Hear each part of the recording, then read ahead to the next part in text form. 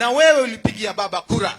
Wacha kutangatanga huko kama mahali ulipiga kura, sababu katika Biblia inatuambia hivi, your friend and your father's friend forsake not.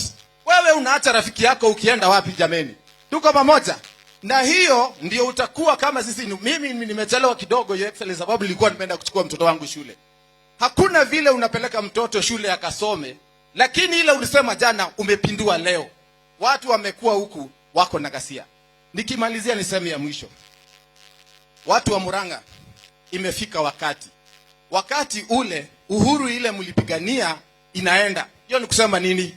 Hiyo jina MAU MAU ilikuwa imepewa heshima sana katika eneo la Mount Kenya.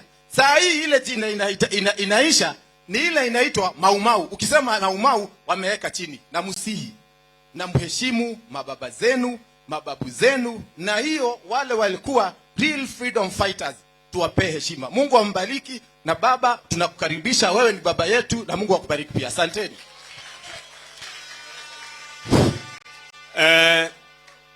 Mtu wa tatu atatoka Madhi.